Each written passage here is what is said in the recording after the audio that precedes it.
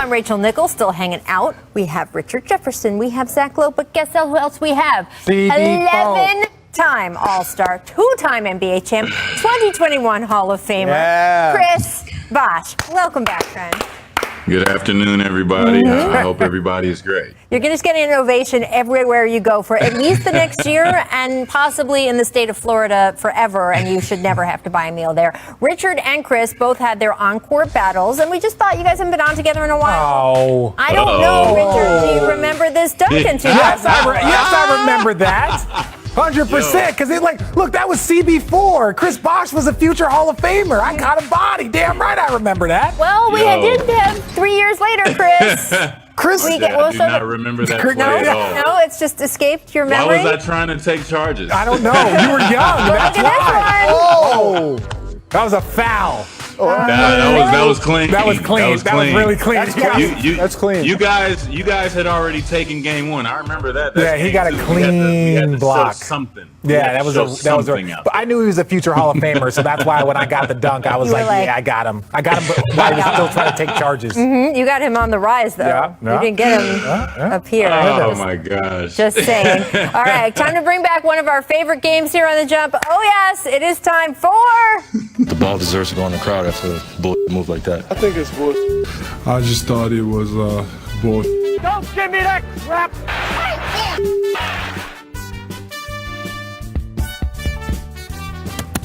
Yes, that's right. It's BS or Real Talk. The talk show music, the game show music really sells it. We give you the quotes, you give us emojis. All right, so the Nuggets dropped game one to the Suns last night.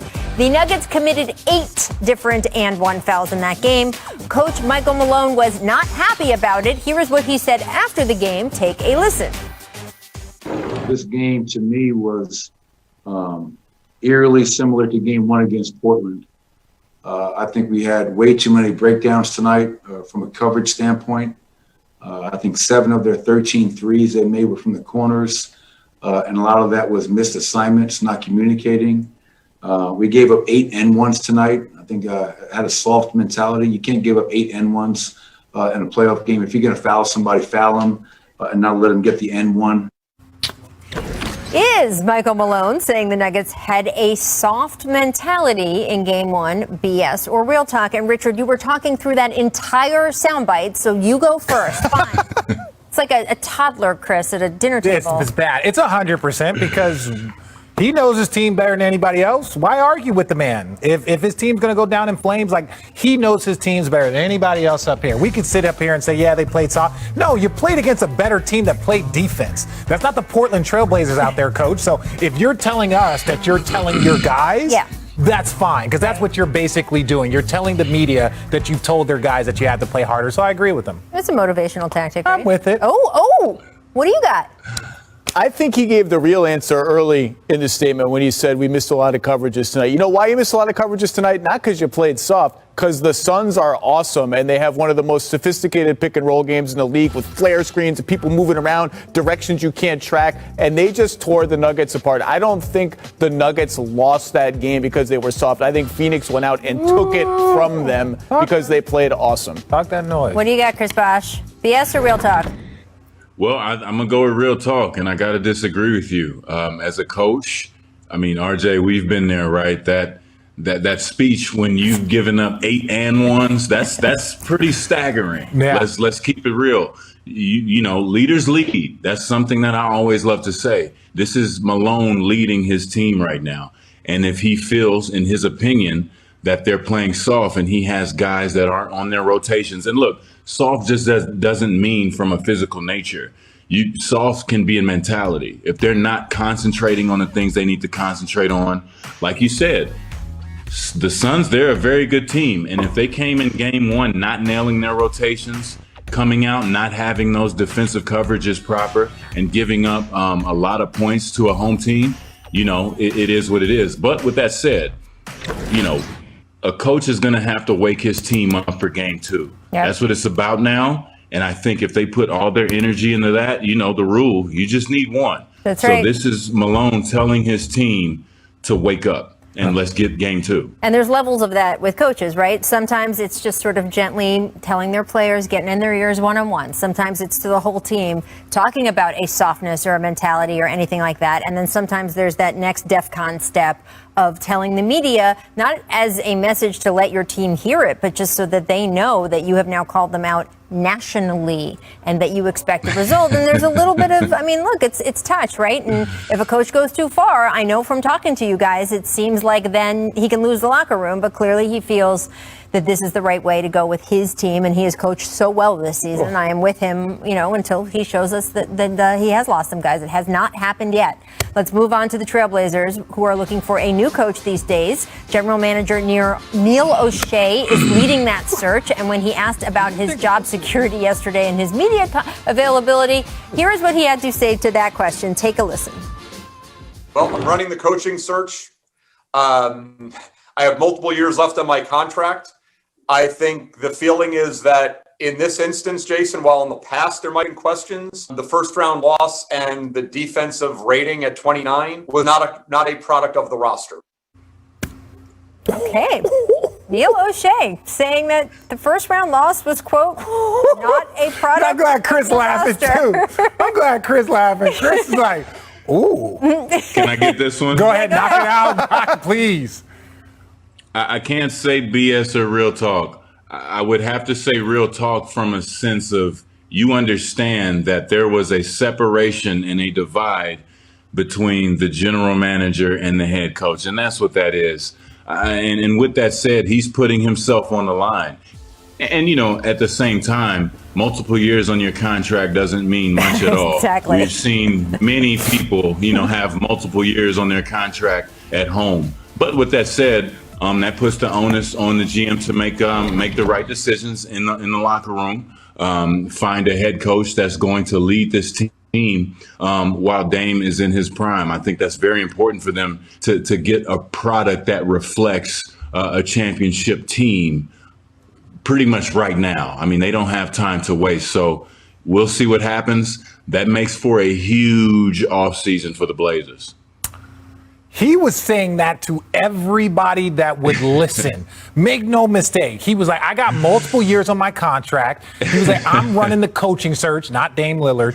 I'm doing this, I'm doing that. And he's basically saying, I put together a great team. That defensive rating in the first round loss, that ain't on me. That was on somebody else, and that other person is gone. That's basically what this man said, and I can't disagree with him. I think it is, to a certain degree, I think that is real talk, because this team should not have had this defensive rating. And I even kind of said, hey, as much as Dame scored 55 and did all that defensive rating, some of that falls on Dame too. So it's collectively their team has to be better defensively, but that's real talk. I think their roster was far better than what they performed. Zach, what's your sign say? I don't like coming on TV and holding up poop emojis, but if you're forcing me to choose, Chris didn't have to choose. I have to choose. I just think Make the Hall of Fame. You won't have to choose. Yeah, that's true. I just think it's on everything. When you lose in the first round with the 29th ranked defense to a team missing 2 of its 4 or 5 best players, including its second best player by far, it's on everyone. No one gets to say that it's not them, it's that other person. I do think the roster with Nurkic, they had a pretty good defense for most of the season, just not in this series. I wonder if some of it is they paid Derrick Jones Jr. a lot of money to play defense and he was buried out of the rotation. I think the Zach Collins injury was a big deal that doesn't get talked enough about. So clearly something was awry in Portland. But if I have to pick a sign, I'm going to pick this guy. Well, I would also point out that some of the Portland fans' frustration seems to be not just with this season or this series, right? They had that great run to the conference finals a couple of years ago. I'm not taking anything away. You play who's in front of you, and they did.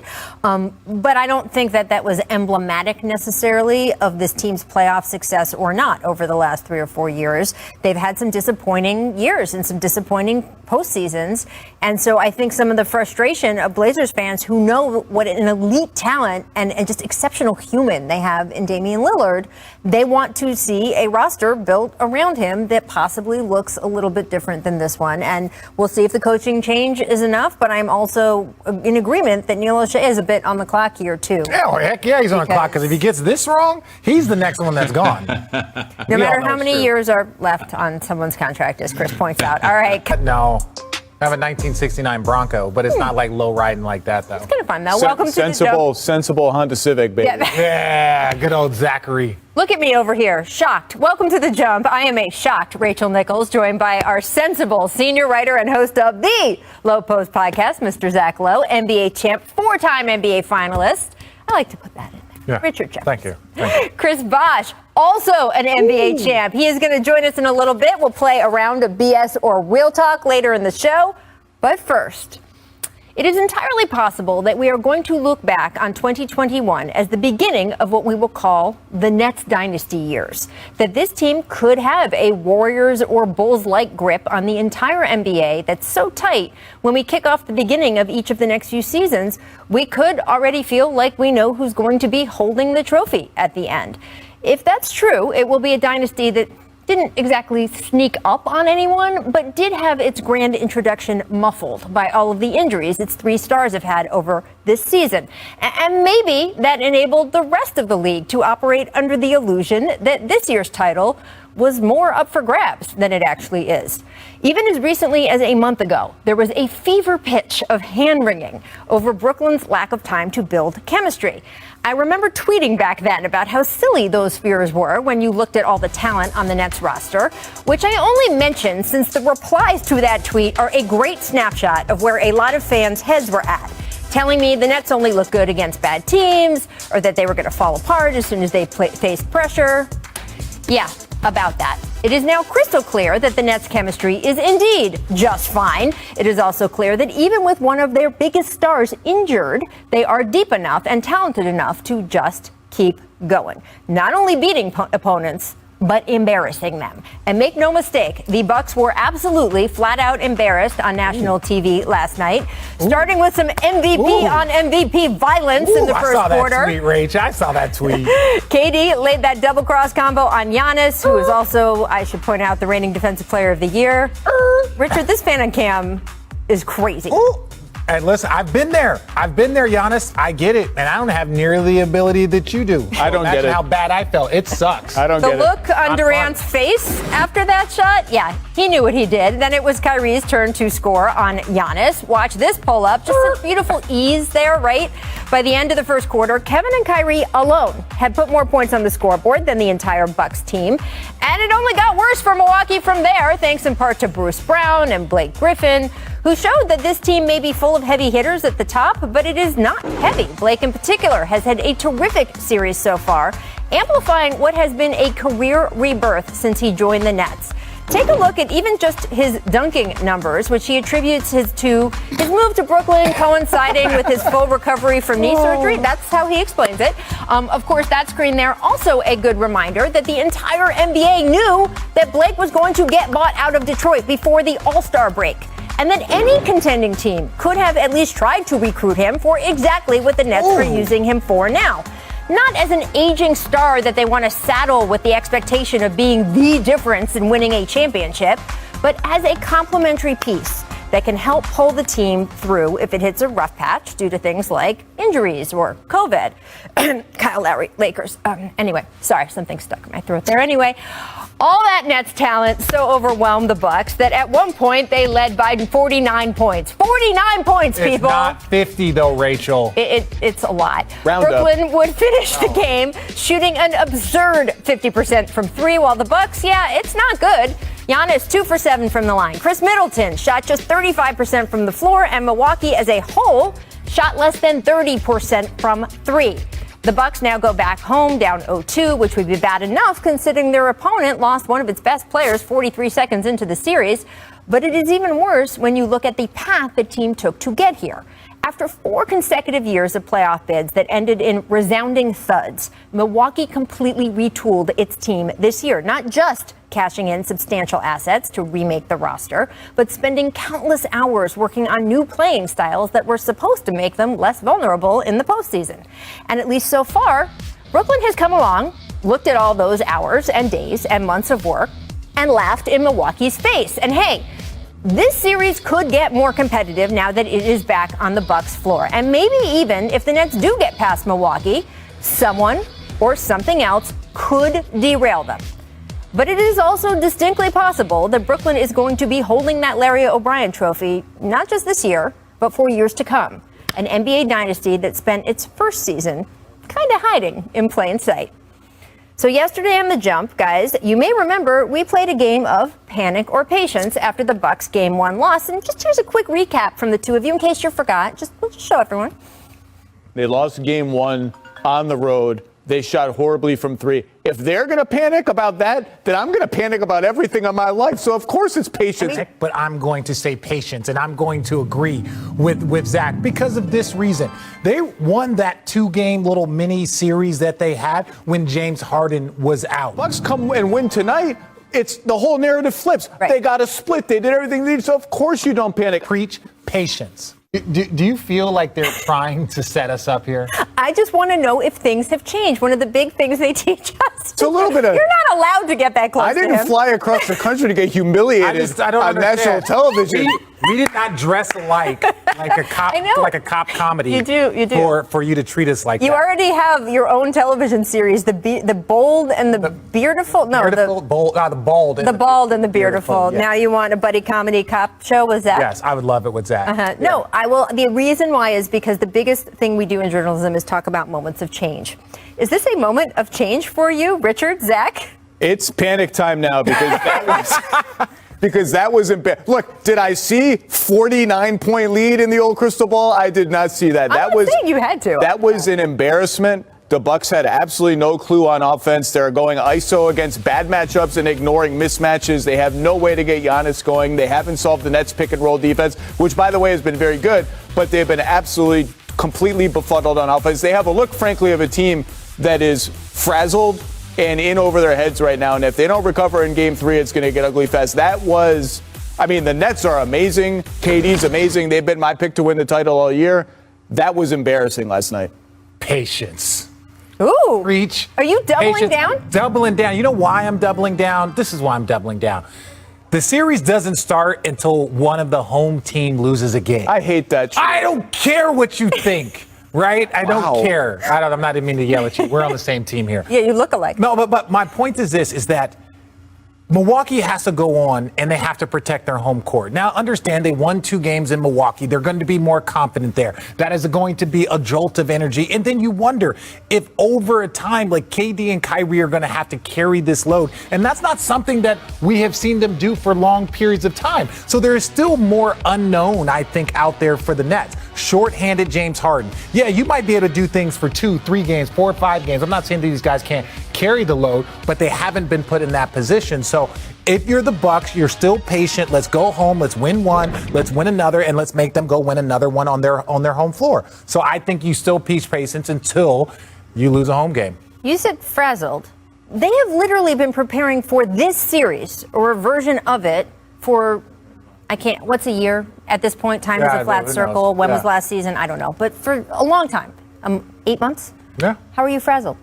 Because the Nets, with 2 of the best players in the world, just came out and punched you in the face on their home floor. And by the way, they not only prepared for this series, they prepared for the Miami series specifically, and they looked great in that series. This is just a different level of opponent using different strategies that I think caught them off guard a little bit. The Nets, Steve Nash has coached, and his staff have coached a great first 2 games in addition to what the Stars are doing, which is outrageous, of course. Patience, just patience. Look, the Milwaukee Bucks didn't shoot well in the first 2 games, right? Like, they need to calm down. They need to relax a little bit. They need to get into what they've been doing all year long. I actually like it more when Brook Lopez is playing inside out. Try and beat them up from the inside a little bit. But ultimately, if you're not going to shoot the ball well, if Chris Middleton's not going to shoot the ball well, you're going to struggle. But I think that this series is far from being like a dominant, like the Nets sweep. So you say they haven't shot well, and they haven't. They're also just not getting the same shots. I think they've taken 56 threes in this series, which is less than their rate in the regular season. More than half of them have been off the dribble threes. In the regular season, 70% were catch and shoot threes. They're just not getting, for whatever reason, the same quality of looks. Well, look, I want to talk a little bit about KD as well, because the man dropped 32 points on 12 of 18 from the field last night, right? You guys know, have had to sit next to me for years when I say, hey, there's a difference between who is the MVP of a particular season when the qualification is who had the best stats in the regular season versus, oh my God, who would you pick if you had to play a basketball game for your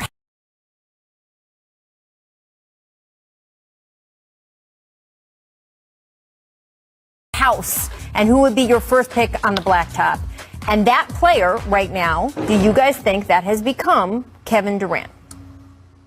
All I'm going to say is that Kevin Durant recently said to keep him out of all of these conversations. So for today, I'm going to respect his wishes because I don't want any problems. I don't want any problems with Kevin Durant, but I think he's a really good player. This is a positive conversation. Oh, okay. But it does inevitably force you to pit players against each other, which I don't like. I will say to me, full health LeBron still gets the benefit of the doubt until proven otherwise. But Kevin Durant was on pace before his injury to be one of the 10 greatest players of all time and is right back to being that player. He has been majestic in the playoffs. And it's not just the scoring.